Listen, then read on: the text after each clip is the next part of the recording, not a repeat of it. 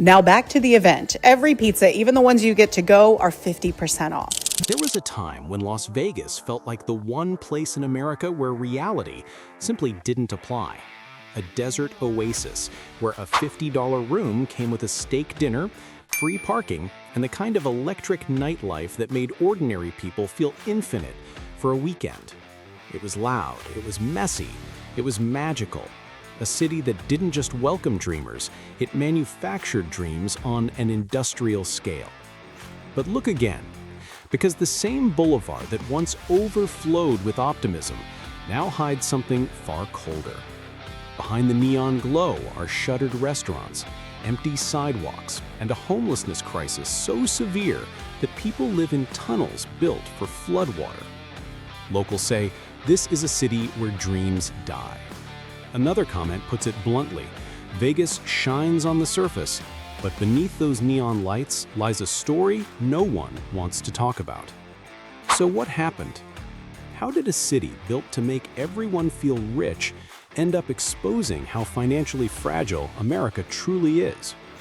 And here's the bigger truth. This isn't just a Vegas story. This is a warning shot for every tourist city, every service economy, every place built on the illusion that good times never end. Stay with me, because in the next few minutes, we're going to peel back every layer the casinos hope you never see. The cracks in Las Vegas don't start in the shadows. They start right on the Strip, in plain sight, disguised as standard fees, policy changes, and industry adjustments. Call them what you want, they're traps. And the first sign that something is deeply wrong is how aggressively the city now squeezes visitors before they even step inside a casino. Take the simple act of booking a room. Once upon a time, a hotel price was the hotel price. Today, that $39 room magically transforms into $150 bill after resort fees, parking fees, processing fees, early check-in fees, and a convenience charge for the privilege of using your own phone to check in. A commenter said it perfectly. People are struggling just to buy groceries. Where's the money to waste in some greedy gaming city? And if those numbers already sting, wait until you hear dinner. A slice of mediocre pizza now costs as much as a full meal in most states. Soda refills, once free, quietly become $3 add-ons. Even water, the basic right of existence in a desert, is treated like liquid gold. But here's where the insult sharpens. When Vegas raised prices, it didn't raise quality. It raised the walls around every meaningful experience. Want to see a show? Expect dynamic surge pricing designed to extract your last ounce of spontaneity. Want to park your car? That will be $25 whether you win, lose, or just breathe. And still, this is just the warm-up. These are the surface wounds, the ones they're not even trying to hide. Because if paying $14 for a bottled drink feels like daylight robbery, wait until you hear how the city rewrote the rules of its own games. If overpriced water and surprise fees feel like petty annoyances, the next layer cuts far deeper, because it strikes at the very foundation of why people came to Las Vegas in the first place, the promise of a fair chance. Vegas was built on the idea that anyone could walk in with 20 bucks and walk out with a story. Today, that promise has quietly eroded into something closer to a rigged performance. Let's start with blackjack, the crown jewel of casino games. For decades, 3-2 payouts were sacred. They were part of the mythology, part of the reason the game felt winnable. Now, the Strip has quietly replaced them with 6-5 tables, a payout shift so subtle most players don't realize it until the dealer announces their reduced winnings. It's the kind of change that looks small, but tilts the house edge dramatically. And that's the point. Keep the magic, change the math. It doesn't stop there. Slot machines, once mechanical marvels you could feel, have morphed into coded algorithms capable of tightening with the flick of a corporate setting. And while casinos will swear everything is regulated, gamblers, the people who know the city's pulse best, insist something feels off. As one viewer put it, it's not just expensive. The whole thing feels like the odds are shrinking while the bills keep growing. Even human interaction, once a cornerstone of the Vegas experience, is disappearing. Cocktail servers cover twice the floor space they used to. Dealers are stretched thin. Front desk staff are replaced by kiosks that glitch more often than they help. The city that once prided itself on service now treats hospitality like an optional luxury. And if losing your sense of trust in the game feels bad, what's happening beyond the casino floor is far more alarming, because the next layer isn't about losing money, it's about losing the people who once kept this city alive. The surface traps are frustrating. The rigged games feel like betrayal. But what comes next reveals the true scope of Vegas's unraveling, because this is where the city stops merely overcharging visitors and starts collapsing on the people who built it. The workers, the locals, the families who once formed the invisible engine that kept the Strip glowing every night. For decades, the promise was simple. You could move to Las Vegas with nothing but ambition and end up with a steady job, decent rent, and a life that felt within reach. Today, that promise is gone. Entire sectors have thinned out, housekeeping crews slashed, restaurant workers replaced by kiosks, security teams cut back even as crime intensifies. What casinos once proudly called good union jobs are being carved into smaller, more demanding positions with fewer benefits. The fallout is everywhere. Small businesses across the valley are collapsing under rising costs and shrinking foot traffic. Strip malls that were once buzzing with locals now sit half-empty, their windows covered with dusty for lease signs. And perhaps the most painful truth is this: while the Strip may still glitter for tourists, the neighborhoods surrounding it are hollowing out. Families are leaving. Young people who once dreamed of building a future here are moving to Utah, Idaho, Arizona, anywhere that still feels affordable. Those who stay face skyrocketing rents, stagnant wages, and a city that feels less and less livable by the month.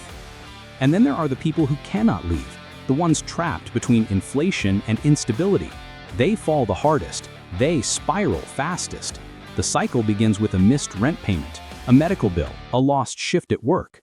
Before they know it, they are sleeping in cars, drifting between shelters, or ending up in the one place no one ever imagines their life will lead: the underground tunnels.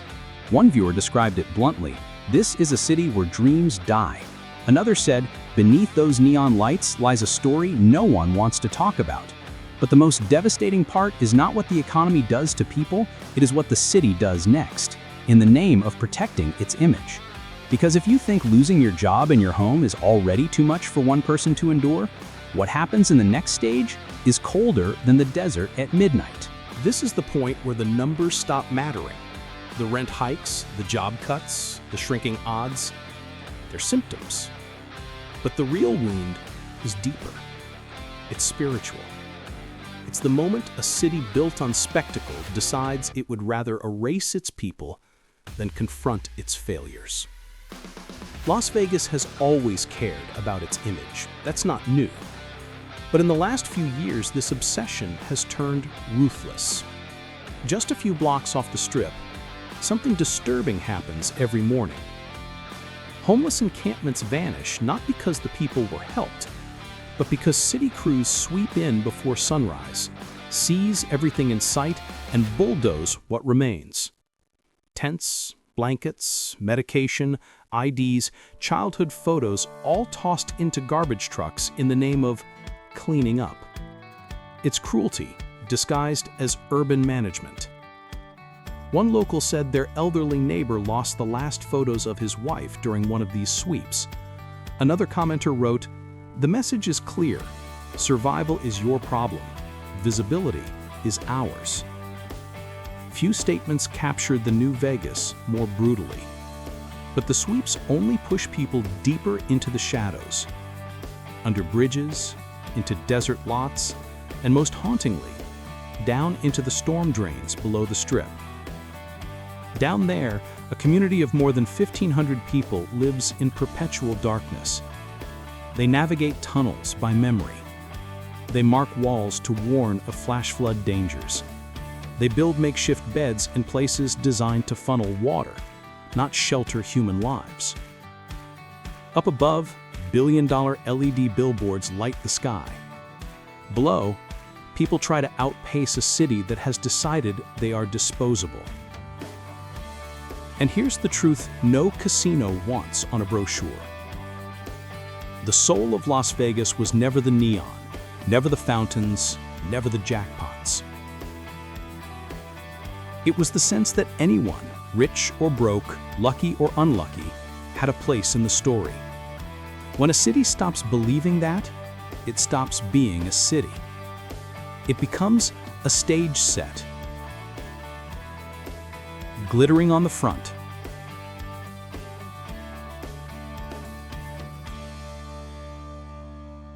empty behind the curtain. But we're not finished. Because everything happening here, every fee, every closed shop, every family pushed into darkness, points toward a future far bigger than Nevada. Las Vegas didn't break in a single moment. It didn't collapse because of one bad policy, one greedy decision, or one unlucky year. It broke the way most things do in America. Slowly, then suddenly. A fee here, a cutback there. A game tightened, a worker laid off, a promise quietly rewritten. Until one day, the city that once made ordinary people feel extraordinary became a place where even survival feels like a gamble. Because when you look closely, every piece of this puzzle connects. The rising prices weren't just an inconvenience, they were the first warning sign. The rigged games weren't just about bad odds, they were about eroding trust.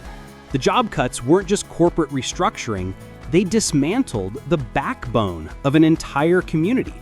And the homelessness crisis wasn't just a tragedy, it was proof that the city had begun consuming its own people to protect an illusion that no longer exists.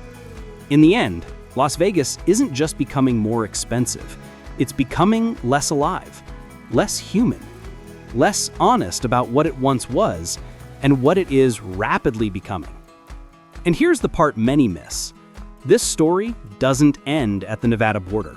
The same extract everything mindset, the parking fees, the shrinkflation of service, the vanishing middle-class jobs, the obsession with appearances over people is spreading across the entire country. From California tourist towns to Florida beach cities, from Chicago nightlife districts to New York's hospitality industry, the pattern repeats itself. The virus is the same, only the skyline changes. So the real question isn't just what will happen to Las Vegas, it's what will happen to every city that follows the same path. Will they learn before it's too late? Or will they, just like Vegas, trade their soul for short-term profit and long-term ruin? You tell me, is this the breaking point? Or is there still something left worth saving? Drop your thoughts below. I read every comment.